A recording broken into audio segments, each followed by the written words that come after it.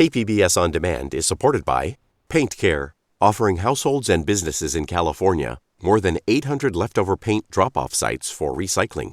Quantities of 100-plus gallons of paint may qualify for a large volume pickup. Learn more at paintcare.org.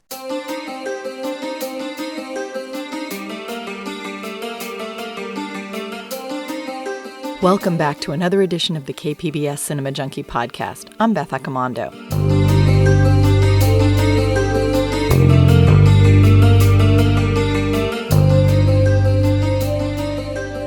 When Mickey Rooney and Judy Garland got together in a movie to rally a group of kids together to put on a show, well, moviegoers knew what was coming. I'm going to write a show for us and put it on right here in Seaport.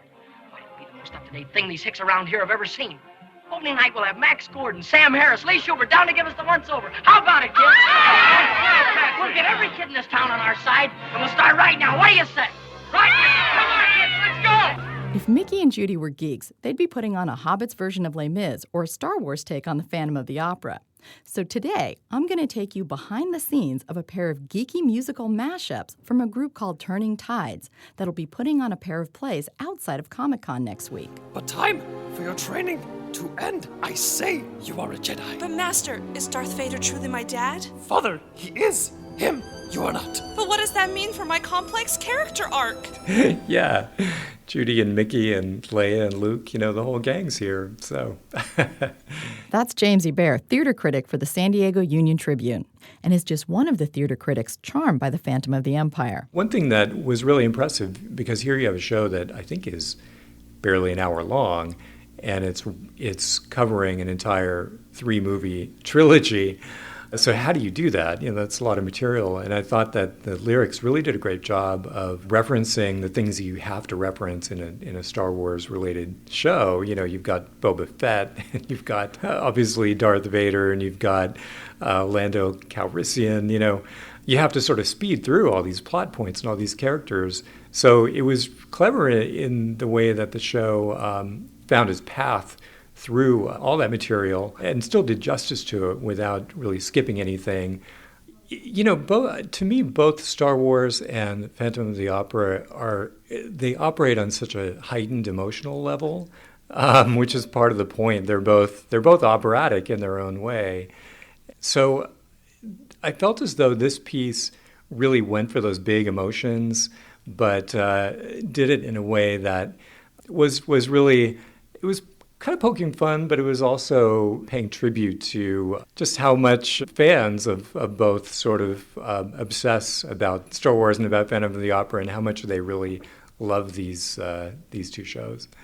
The two things that they're actually mashing, they're able to balance and juggle enough of it so that we recognize it, but also overlay music with it, which is, I don't know if they realize how clever that is. Chris Etlin is the theater critic at San Diego Story, an online publication covering the arts in San Diego. They really could sing. Now, I think that's probably where you have to draw the line, is that you can only be so funny.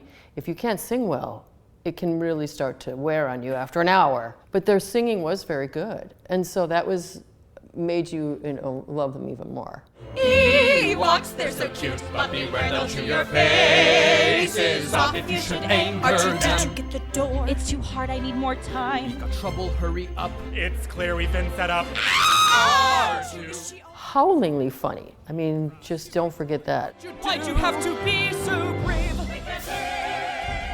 I think it'd be fun in any galaxy, really. This will be a day that's long remembered. So for this podcast, I want to introduce you to Turning Tydes. I had the opportunity to see one of their productions at the Fringe Festival last year. It was Les Midge, a mashup of The Hobbits and Les Miserables. It was hilarious. Do you hear the Hobbits sing at the end of their long quest? It is the music of some halflings as they sail into the west. When the beats of little hearts echo the beats of tiny drums, there is a trilogy to start when Frodo comes. So here's my discussion with three of the key players of Turning Tydes. I'll let them introduce themselves. I'm Summer Blinko, and I'm co-founder and marketing and administrative director for Turning Tydes. Shane Ruddick Allen, Director of New Project Development for Turning Tydes. Jordan Hall Campbell, and I am the Artistic Director and co-founder of Turning Tydes. We really started just a couple years ago. We started at Fringe the first year with a show called Medusa's Tale, which is a radio show that we converted for the stage. And this was before we were really a company. We all just kind of got a bunch of friends together and decided to throw it up there. Enjoyed it so much. As soon as Fringe was over, we started thinking, what can we do next year? And I knew my friends up in LA, Eric Phillips and Robbie Pierce, had written a 10-minute sketch. They do sketch comedy up at IO West. And it was a 10-minute sketch they entitled Les Midges, which was they just rewrote like 2 of the songs, and it was all making fun of the Hobbit to the music of Les Mis, Les Miserables. There's a book filled with description, where sentences run on and on. Tiny chairs at tiny tables. Now my friends are dead and gone. And we'd all gone to college, and they'd talked about it for years, and they finally made it somewhat of a reality. So I reached out to them, said, hey, how would you guys feel about lengthening this out, making it a show, and we're going to take it to Fringe next year? And they were so awesome. They jumped on board. We would throw them out. We need another song for the dwarves. Put it to this song. Get it to us in a week. And they're so great. We even threw one at them last minute. They wrote it, sent it to us the morning we were recording. So we all learned it the morning we recorded and got it on the album. And then they have their own stuff. Eric works at Netflix, and Robbie just got hired by a new press agency. So they were kind of like, sorry, we're busy. So we all looked at each other and were like, well, we want to keep going. So Shane kind of had the idea. He was like, we need to do something with Star Wars, because that new Star Wars movie is coming out. So all these ideas came out, and finally he was like, oh, Phantom of the Empire. And we just knew that it was going to be fantastic. I hear you in my mind and in my soul. You say, come join me, Luke. We'll rule the world. But I will not concede. I will not hide. Phantom of the Empire, I won't let you inside. So then we all looked at Summer and said, hey, you write you're in college, you write papers and things. And basically threw it at her, and she had it written in 2 months? 3 months. 3 months. We workshopped it for about 4 months probably into the rehearsal process, and then it all kind of came together, and that was kind of our first attempt at writing. It wasn't our Les Midges was our first attempt at doing the producer director side of it, but Phantom was our first full group internal writing and all of that, and we couldn't be more thrilled with the success that it got at Fringe. So are you guys all performers outside of this? Do you work in theater? What do you do? Because you guys have like great voices. So, you know, when you see something that's, oh, it's going to be this spoof on Star Wars using Phantom of the Opera or this spoof on The Hobbit, you think, oh, you know, maybe it's going to be people who aren't that well-trained or something, but you guys are. Yeah, I'm a college graduate with a degree in theater. Many of the other people involved in this production are have degrees in it, have studied theater. We take a lot of pride in the quality of our performances. I think it would be easy for us to just go and present a mediocre product as far as the singing and as far as the music goes, and just get people based on the funny costumes and the jokes and the recognition of like, oh my God, Star Wars. Like, I think we could have done just fine without putting as much work as we did into the singing, but we are very, very serious about theater. We're all real performers. I've worked professionally. A few of us have worked professionally, and we take a lot of pride in putting on something that not only looks great and makes people laugh, but it sounds great, and the lyrics are clever, and they're actually well written, and something that people will buy the cast album because it sounds great, and they're not going to listen to it, and it's just screaming and sounds like crap. So that's very important to us, and I'm glad that people appreciated the work that we put into making it sound as good as it looks and as good as it makes people laugh. Yeah, and we're just lucky that all these actors have decided to dedicate to these projects because, like Shane said, they all work elsewhere. I mean, we all have day jobs and we're doing theater elsewhere. I music direct and I also act in shows. Shane was in 2 shows during the course of this summer music direct. She was in another show. And half of our cast is in Patio Playhouse's Beauty and the Beast right now. So we've really lucked out, and really we're lucky to have such talented actors because our rehearsal schedule is Saturday mornings from 9 to noon, 2 if we're lucky. So we don't even get weekdays. We've been working on this since January of this. The rehearsal process started in January. We do every other Saturday for about 3 months, and then it becomes every Saturday. Retreat! Oh, that's Boba Fett. Boom. Right here is all your music. But like I said, the idea for Boba Fett is that he's cool, he knows he's cool, but he's also a douche. And so, like, people who don't like Boba Fett, like, when he does this thing, it's just enough to make them go, oh, gosh, here he is again. Like, so, just enough of a douche that he's not cool anymore. We don't have props. Next week, we'll work on set changes with our new people. That'll be our goal next week. We just need the Millennium Falcon. So we're lucky that we have actors that are so talented and so dedicated that they really do all the work on their own, and then we come and we just play with it. And we turn it into what you get to see when we finally put it on stage. I'd like to just piggyback what Shane said. For me, I row about 95% of the show with Jordan and Shane. And while the content of the show is really important and, we worked really hard on making it as good as it could be, for me, I'm a singer first and foremost. Singing is what I do. It's my passion. And for me, it was really important that the show sounded like something that was so polished and rehearsed. And it's like we take this seriously, even though we're doing ridiculous things. I was a Jedi Knight before you were born. I'm the Phantom of the Empire, but also Luke. I am your father. The Phantom of the Empire. You lie, the Phantom of the Empire.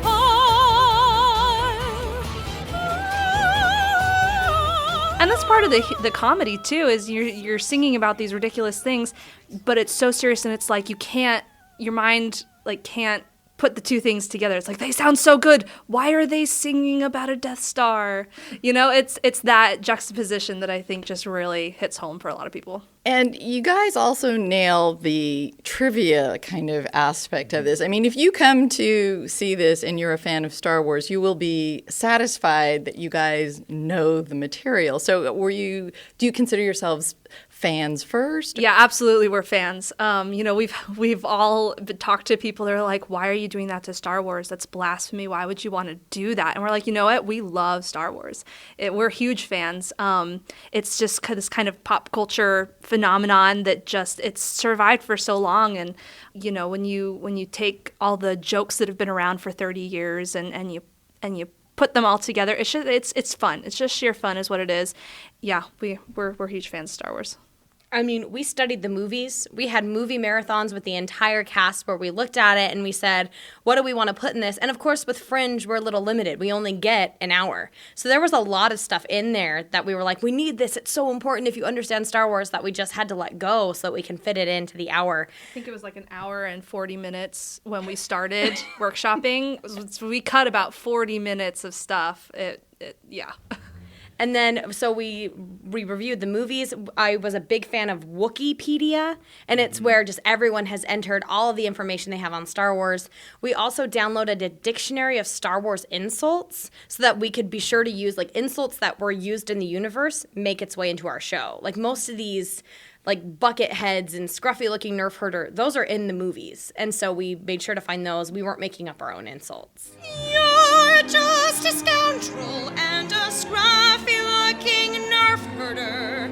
You laser brain, just find out where we are. Stop nagging me. Also, things make it in there from other parts of the Star Wars universe. So some things like Great Gobs of Bantha Poodoo. That is literally a line from the Star Wars universe from one of the, like Rebel One TV show type deals. So it's not just the movies. It's kind of like all these other aspects that real, diehard Star Wars fans may recognize from other places too. I think you even pulled some lines from T-shirts. Yes. Yeah. We pulled from everywhere. It was, we had a lot of fun doing all the research. It was very important to us to make sure that the show is accessible to people who are not very familiar with Star Wars. And I know we had people in the audience who, they saw it once when they were a kid, or they've never seen it at all, or they saw it, but, casually, they're not that into it. So, and I think we did a great job of making a show that's accessible and still funny and still cool and still enjoyable for people who aren't deep into that universe. But we wanted to throw those little extra things in for the Star Wars super fans, stuff that maybe there's even just going to be the one guy back in the corner who, we drop one of those little obscure jokes and you just hear him in the back, ha, ha, I get it. We know that there are those super fans. I mean, obviously Star Wars is this incredibly pervasive cultural force that has this gigantic universe built around it and has been around for 40 years now. So there are people who this is their entire life. There are people who have Star Wars themed weddings, who name their kids after characters in the movie, and for those people, we wanted to make sure to reach out to them and give them a shout out, like, this one's for you. Now, while the voices are all very polished, describe the look of the show, because you guys have some fun with do-it-yourself props and costumes and things like that. As the artistic director of the piece, that was something that we started with Les Mis and wanted to bring over to Phantom, because we are a very low-budget theater company. I mean, it's literally run out of the pockets of Summer, Shane, and I. That's where our money comes from. And obviously the people who come to see our shows. Thank you for supporting us. Yeah, so I kind of sit there and I look at the show and I'm like, okay, if I had to make this show out of only things I could find in my house, what would I use? Because that's kind of where it starts. And then as we get some additional funds, that's where we get some of the nicer props. But it literally starts from walk around my apartment. Okay, we need a Death Star. What do we have? Oh, there's an exercise ball. It's great. There we go. And I throw it to Andrea and I'm like, make this into a Death Star. So I put a lot of trust on Patrick O'Connor and Andrea Pullum, who are our props and costume people, respectively. And it's so fun to see what they come up with, because I'll say, okay, we need X-Wings. Show me what you got. And then originally we were going to have like blow up kitty floaties, and that kind of died. So he shows up to our tech rehearsal with what you see in the show, the handheld X-Wings and Death Stars, which are made out of... The TIE Fighters are child's kickboards, foam kickboards, on like milkshake straws. And the X-Wings, I think, are just styrofoam pieces that he painted, and they're in the shape of an X. It was genius. And all this stuff you see in the show that looks a little nicer, that comes from our cast. Like, they bought their own. We looked and we're like, we can either spray paint white T-shirts or you guys can buy Stormtrooper costumes that we found online. And they're so great. They're like, we want to buy Stormtrooper costumes. They let us like cut them in half, like the masks in half, so it has the Phantom of the Opera. So like everything low budget came from our apartments. Everything that looks a little nicer came from the actors themselves, because that's how much like they put faith into the piece. They know it's going to do well. They're not afraid to put their own money into it. And that was kind of an eye-awakening thing for us, that we're like, oh, we have something here. Like, our actors believe in us, and they are going to put money into our show as well. For those listening, the lights went off. We're very scared. And they're not going back on despite trying to get the motion detectors to recognize us. All right. We have some mood lighting now, some very deep, sensual mood lighting. Another thing about costumes and props, also something that we've talked about a lot is like, where's that line between do it yourself because that's the style we're going for, and do it yourself because we don't have money. And the look is very comedic. We do things like the exercise Death Star and the kickboard TIE Fighters because they're funny. We do them to get on purpose, to get a reaction, to be, I can't believe they just did that, kind of a shock value. So some things are, chosen like that. Intentionally, super silly. Yeah, like with Les Mis, because we're also doing Les Mis for Comic-Con, with the make your own beards. I mean, they're the things that our cast has come up with for making a beard, because in the Hobbit movie their beards are crazy. It looks like they spent hours and hours braiding their beards into these crazy shapes, so we wanted to kind of go for that feel, but in a very do-it-yourself way too. And you also have a lovely Han in carbonite. Oh, yes. That is, I think our prop master said that is his favorite prop in the whole show, is the cardboard cutouts spray painted in chrome with the hand pop outs, and you just see Andrew, who's Han, his face, sticking out of a hole, and he just kind of shuffles across stage. It's really funny. That was one of my better ideas, because a lot of them went by the wayside, but that one we kept, so I was happy about that. Now, you also mentioned the Death Star, but tell us what your Death Star actually is on stage. Our Jake, the guy who plays Darth Vader, he was sitting outside on his porch. I think he was just like having a beer or something, and he looked at it, and he was like, they were saying they want an exercise ball, and this one's silver. So we literally gave it to Andrea. We're like, can you make this a Death Star? It's an exercise blow-up ball. So the first thing she does is she just pops it. And we're like, oh, okay, I hope this will work. There's no going back now. And then we looked at it, and it's actually pretty small. So we looked around our cast, and we're like, Candace, you're like the most petite person here. You're the Death Star. And it just so happened that she can dance on point. She's a trained ballerina. So we're like, well, that worked out conveniently. So literally, Andrea cut a hole in the head and the arms, and we just kind of like tugged it on over her. And we're like, okay, it fits. And so then she went and she stuffed it and like lined it and made it a lot nicer than I thought it needed to be. Lined with a t-shirt. Yeah. So she just kind of kept sewing and stuffing, and then we got our Death Star. It was really funny. So your Death Star is a ballerina out there. Yes, on point. Well, what's funny is we went through so many ideas for the Death Star. We're like, do we make it a cardboard cutout? Do we make it a ball on a string? It was like a pinata at one point that we were going to break open and have candy inside, but we're like, it takes so long to break it open. We can't do it. But we went for the idea that had more movement, and we wanted to make the Death Star, a person that could actually die. It was something that we talked about in length, and that's the idea that ended up coming to fruition. So we're pretty happy with it. And I'm happier with the way it ended up. Originally, it was going to be an actor in a white t-shirt that said, I am the Death Star on it. And we were just going to like mug it. Like everyone's going to like beat him up, like punching and kicking. And then it kind of became more Star Wars. We rounded it out, got our X-Wings and TIE fighters, and put her in a exercise ball Death Star suit. So it really worked out. And that scene, because the destruction of the Death Star is such an iconic part of Star Wars, it's one of the most well-known climactic parts of the entire trilogy.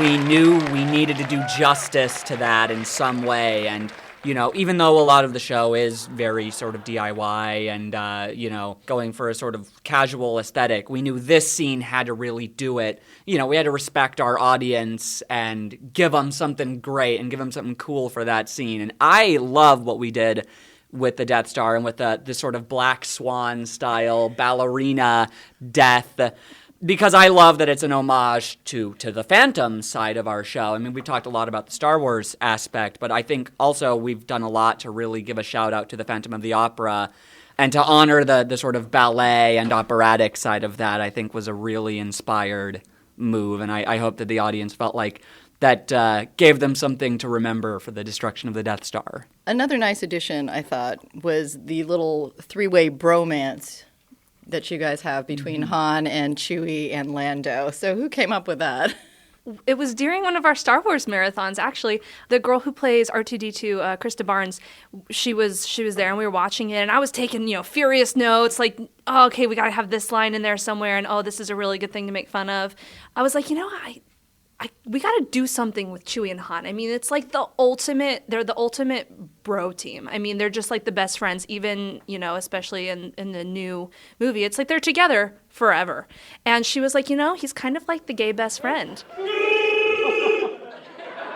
I was like, light bulb. And so I just ran with it. This is before I really had started writing anything. So I just ran with it, and we just kind of ended up with like, they're bros till the end, and then it's like awkward because you meet like an ex of the guy that you like, and then they show up and they're like super happy to see each other, and you're just like, this isn't right. I'm his best friend. Like, I'm the one in his life now. And then, he breaks up the secret handshake. And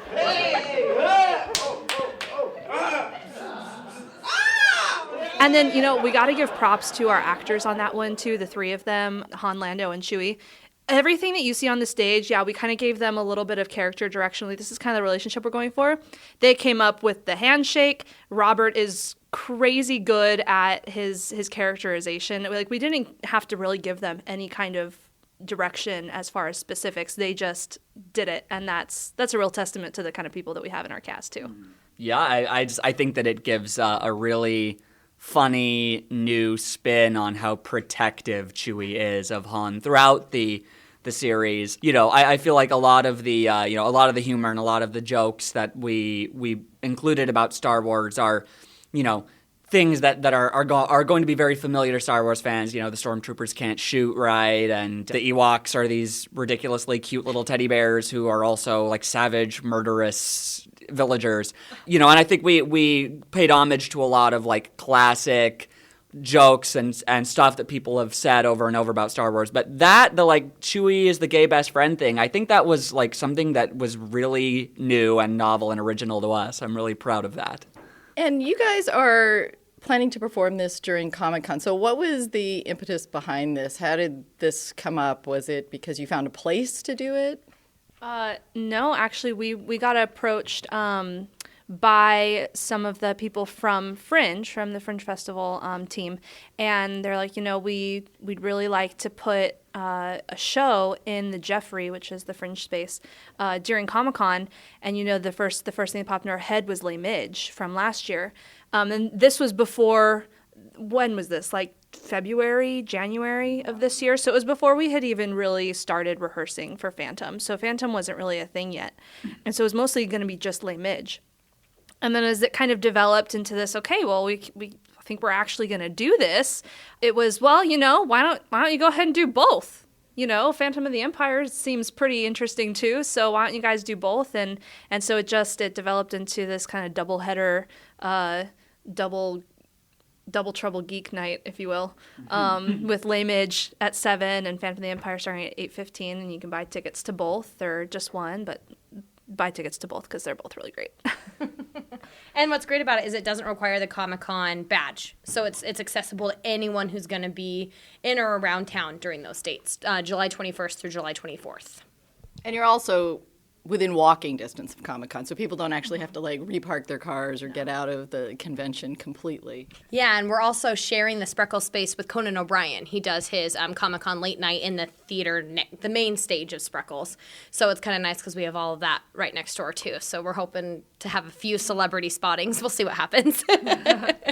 We're hoping Conan will just sort of drift over in a haze. He'll be so busy and so stressed out that he'll just end up in our space somehow, and we just won't let him leave. If you're listening, Conan, we want you to see our show.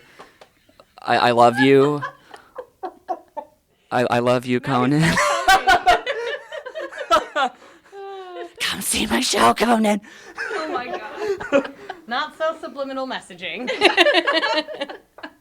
Now, when you were writing both of these shows or working on both of these shows, what was your goal in terms of the kind of humor? Because it feels like it comes from a place of affection for both the Hobbits and Star Wars. So what was kind of the goals that you had in mind when you were starting to put these together? Well, speaking specifically about Phantom, since we wrote that in-house, we wanted to build on the kind of success that Les Midge had, but also make it its own thing. We always worry about how to present something new and fresh and not just the same thing over and over again with a different story. I can't really speak for the writers of Les Midge, but I know that when we were producing it with their direction, of course, we were always constantly back and forth, is really, from a place of love, from a place of affection. We love these things, and we also want to give the audience a new perspective as well, because, The Hobbit's been around for how many years? It seems like forever. But it's really just recently with the movies that it's really become mainstream, that it's a household name. You know who Bilbo Baggins is. How do you do? My name's Baggins. These are my halflings and my friends. Nothing to look at, nothing tall. Got shoeless feet, our homes are small.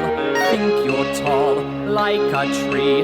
Follow me, follow me! Look down, just live a simple life. Look down, just let us smoke a pipe. And so with Phantom of the Empire, with Star Wars is a little bit more well-known in relationship to how long it's been around. And you got to be careful with things that people love and people know and they're worldwide. We must take our aim at the weakest link in that big Death Star's chain. This is our one chance to really stick it to the man. There is but one spot where one single hit will cause a chain reaction. The Death Star will explode and will at last have won the day. And the Empire will fall. And they'll finally get to fly. I'll stay here so I don't die. Yeah, well, good luck with that. Yeah, so we wanted to do the comedy in a way that really paid tribute to it, but really gave a fresh and new perspective on it. Well, and as the director of the piece, the comedy that I really think people get and that I like seeing in the show is jokes where they can go, I have thought that same thing. So, like, for me, a lot of, and, like, especially in Phantom, we have some slapstick jokes that are, like, given to the audience. We literally search Star Wars memes. And we're like, what are things that people are currently in the media making fun of about Star Wars? How can we bring that into our show?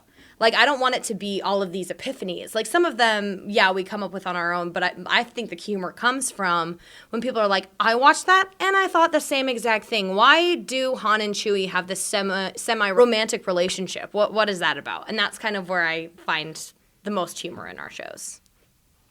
And talk about how you mash it up with these well-known musicals, too. Because you might not immediately think that The Hobbits and Les Mis go together, so... One of the things that I love about this whole musical movie mashup thing that we're doing is I do think that we're highlighting or sort of spotlighting these deep structural connections between the pieces that may not immediately be apparent to people. When we were first presented with Les Mis, it was such a profound moment for me to go, yeah, I mean, they're both about these sort of ragtag bands of adventurers joining together to stand up against these sort of very powerful, very sinister forces. And I think that's what makes Les Mis work so well. It is funny and it is clever, but it also reveals something deep that's connected about those two pieces. And with Phantom of the Empire, we also wanted to spotlight how Star Wars and Phantom of the Opera are both... I mean, George Lucas has always described Star Wars as a combination of a Western and an opera in space.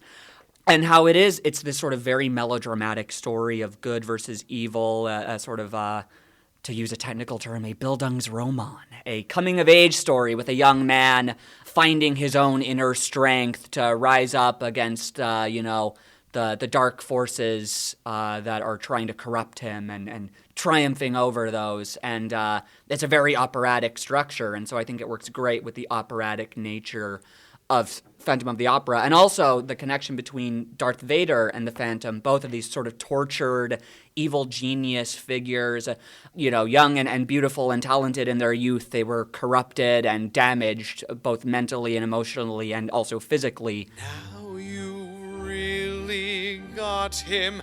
He's disarmed, yes, pun intended. Deadbeat dad is now key to your future with me.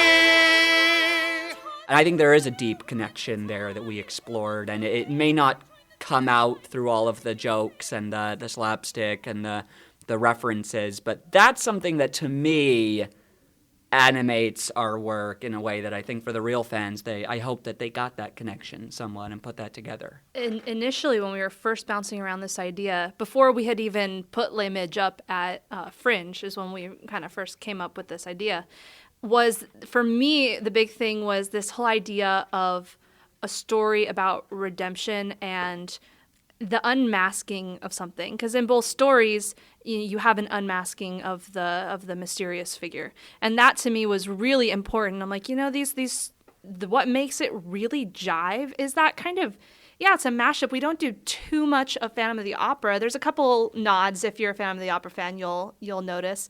But the big thing is this kind of lining up similar storylines. And we had bounced around the idea of doing it as like a 3-show installment for each movie, because there's so much in each movie. We're like, we could do a different musical for each movie. And, you know, because there have been shows at Fringe where it's installments and you come back and you see all three parts. It was going to be a lot of work. And what I kept coming back to was, you know, they unmask Darth Vader in episode 5. And so, but then the end of Phantom of the Opera is the unmasking. And so it all came back to, we got to tell the one story. It's a continuous story. Yeah, they go on, you know, lots of different adventures. This continuous story about kind of redemption and the unmasking of the mystery. What has been kind of the biggest challenge on each of these shows? What was kind of the thing that proved to be a big obstacle in each show? The worry that it's only funny to us. That's always our biggest concern, because we rehearse these for months, and then finally it's getting close and we're like, okay, we're not laughing in rehearsal anymore, and we were at first, and what's going to happen? And so we always go into our previews so stressed that, like, what if no one laughs? What if nothing happens? And even just our 2-minute preview for Fringe, which was a show that's a song that's not in the show. We wrote it specifically for previews. The fact that we had people clapping and laughing, and we were like, okay, it's funny. So that's, do love me. So, because that's our end goal. Our end goal is really to have people, you know, different shows have different motivations. And I've been somewhere it needs to be cathartic and people need to feel something at the end and they might cry, and that's what we're going for. For me as a director with these shows, there's always so many aspects and I like that people enjoy. But for me, I want the audience to have a fun time. Like, we don't take ourselves too seriously, and we don't want the audience to take the show too seriously. I mean, we work really hard. The acting and singing is great, but it's there so that people can laugh and just walk out of there being like, I just had a great hour. That was so fun. I'd love to come back and have another fun time. I know, I'm sure for Summer writing the lyrics, I'm sure it was a beast, and it's incredible the work that she did. I guess on my end, I sort of contributed more of how are we going to characterize certain characters, and like having R2-D2 as this sort of like obnoxious younger sister of C-3PO riding around on a scooter. That was an idea that Summer and I kind of teamed up on. That's the kind of thing, is finding new takes on these characters. We didn't want it to just be, oh, Andrew, do your best Harrison Ford impression. We really wanted to make each of these characters totally new and keep something true about them from the films, but also have it be each of us has our own unique, really funny original take on the characters. So I think that's always the biggest challenge, is finding ways to take old, established, well-known characters and make them new somehow, but still make them recognizable. Big obstacle that I thought, and it may have just been so big in my head as the main writer, but was the workshopping process. Just, you start out with something that's an hour and a half, 40 minutes long. You gotta chop it down to an hour, 50 minutes ideally, so you have some time for things to go wrong. It's like you love everything that's in there, and it's like, oh, all these things are really funny, yes, but do they contribute to the overall show? Are they only funny to the 3 people who get it? Are they going to be funny to the mass majority? And that's where the relationship that I have with Shane and Jordan comes into play as production team. Is they take a look and it's like, yeah, it's funny, but it doesn't really work. Or, that shouldn't be the focus. Like, we're getting off on a tangent. Like, it's not. Also, I'm a real big stickler about making plot lines really clear. As kind of a writer, and I'm a big reader. And so I'm like, if a plot line is not clear, it detracts from it. People will leave confused. They're like, well, I don't really know how they got from point A to point B. And then, they're here like, everybody knows Star Wars. Just throw it out. We don't need to tell them how that happened. And I'm like, no, but there could be like 10 people in the audience who have never seen Star Wars. And I don't want to leave them out, So it's finding that balance between everything and make sure we tell the story in a cohesive and digestible way. Dear audience, we took a journey to Jabba's hut with all our friends, where apparently the plan was to trade us in. Not for real. We were captured and indentured. I said I had a bad feeling about this. Leia snuck inside at night and saved her man from the carbonite, but then both of them were caught brought and kept. And she was put in a most revealing dress. Master Luke showed up at last. And he was captured just as fast. We were taken to the Sarlacc, a giant sandy slug with teeth. The plan was that we'd be the monster's meal. Well, not us, just Luke and Leia, Chewie, Lando, Han. R2, I think they get the point. Jabba didn't know that Luke's a Jedi. A Jedi Knight with killer moves. And he helped all the rest to escape their deaths. Otherwise, we'd both be stuck in Jabba's lair, reflecting on our sad, meaningless lives. Could each of you pick a favorite musical moment, like a lyric or a song or something that you guys came up with in the music side of this that you'd like to highlight? I'd say one, just because of the way it came about, is in We Can't Aim, we were recording it in the studio, which is also Summer's family room. And we were just kind of singing along, and then we get to the dance break, so we're just kind of singing along. And I was like, what if all of a sudden C-3PO just declares his love for R2-D2? So out of nowhere, Shane just threw out like this, R2, I love. And maybe it's one of those things that's only funny to us, but that is probably just because it came out of nowhere, and we were in the studio, and we're just like, sing it, record it, lay it down, and it ended up, I think, being a really funny moment. I think my favorite part of the show, just because it's really impressive to me, is the intricate interlocking vocal lines that happen during the finale song, the big confrontation between Luke and Vader and the Emperor. Just because there's so much going on, and it's really amazing how complex we were able to get these three characters interlocking into this really cool sounding song. And that was one of the songs where Past the Point of No Return, which is probably my favorite song from Phantom of the Opera, from Weber's original musical, we had to drastically shorten that ending number just for time reasons. But those who bought the CD or have heard our recording will actually hear, I guess, what has now become a bonus track. Because before we cut that, we did record this full, huge finale number, Past the Point of No Return, into the song directly after it. And I love how cool and complex and intricate that came out. Past the point of no return, you will obey me. We're at the bridge, but your taunting will not work. I will kill your friends and you with this new Death Star, and Endor will be blown to smithereens.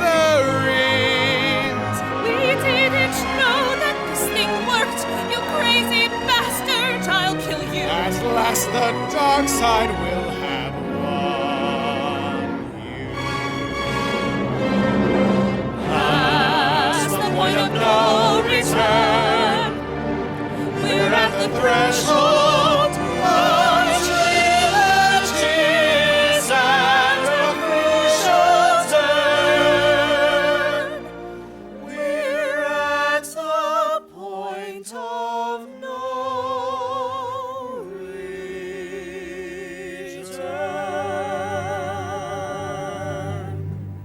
I think my favorite part is the droid song, which what we did was, if you know Phantom of the Opera, the two opera owners, they're like some of my favorite characters in Phantom of the Opera because they're just so funny. I mean, they're like right in the middle of all this craziness that's happening at the opera house, and yet they really have no power to do anything. Like they can't change what's happening. They don't really know exactly what's going on, but they're there and they're in it. And they always have these great songs in that. So we took kind of the song, if you are familiar with Family Opera, it's the note song, where they've gotten all these notes from the Phantom. And I took it and I wrote it as like nickname it the Jabba recap. So it's C-3PO and R2-D2 singing about what went down at Jabba the Hutt, rescuing Han from the Carbonite. And I think it's just my favorite thing, not only because Shane and Krista, who play C-3PO and R2, respectively, do such a great job at just being so flabbergasted with everything that's happening, and they're just along for the ride, and they get, like, traded in, and they didn't know they were going to get traded in, and it's mayhem, and I think it's just so fun. It's my favorite song. One more thing that you should all know before we end this epic tale.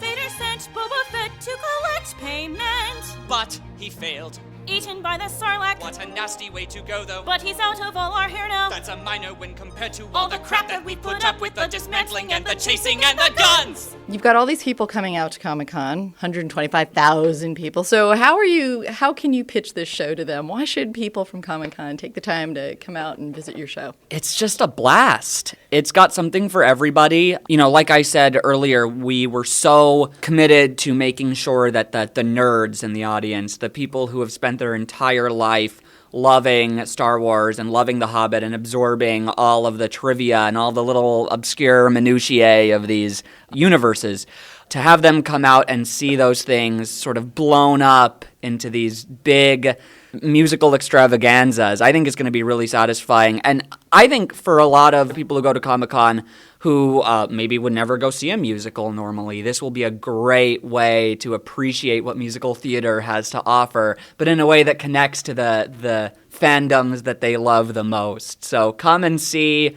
You never thought you'd see Chewbacca singing, but now you can. So do it.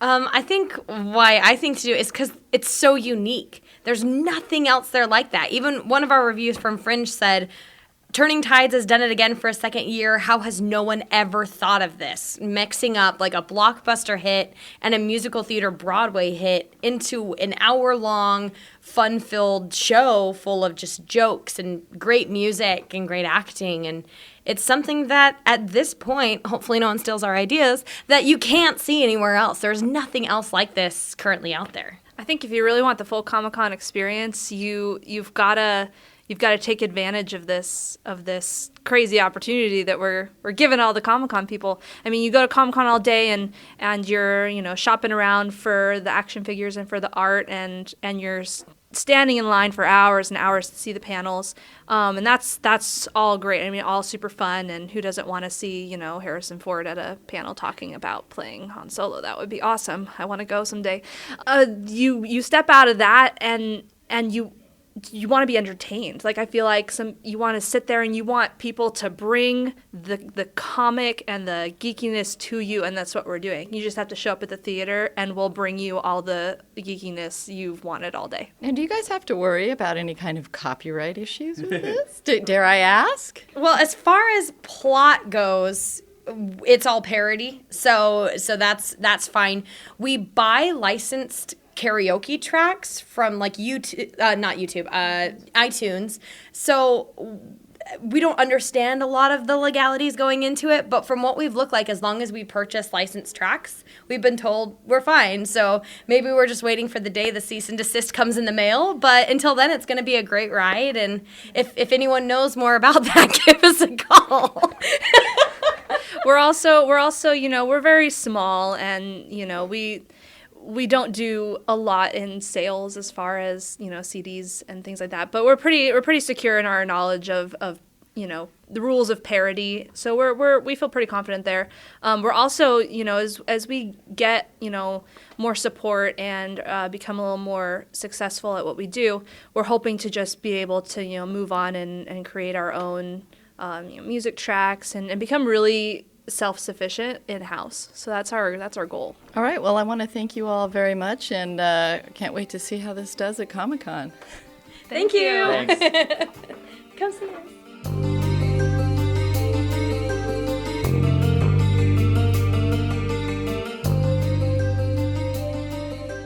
Thanks for listening to another edition of the KPBS Cinema Junkie podcast. The Turning Tydes productions of Les Mis and The Phantom of the Empire will be running at the Jeffrey Off-Broadway in San Diego, just outside of Comic-Con. The plays will be running in conjunction with each other and can be seen Wednesday through Sunday during Comic-Con. Because Comic-Con is coming up next week, I'm not sure when I'm going to get the next podcast up because I'll be working the whole convention.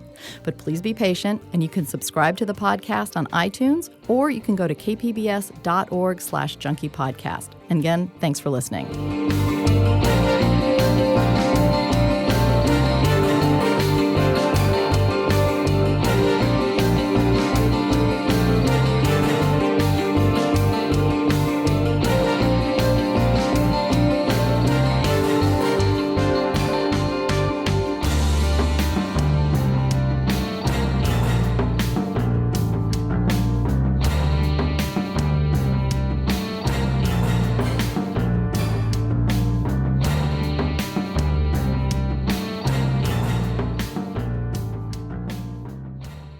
KPBS On Demand is supported by Paint Care, offering households and businesses in California more than 800 leftover paint drop-off sites for recycling.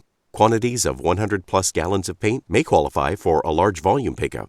Learn more at paintcare.org.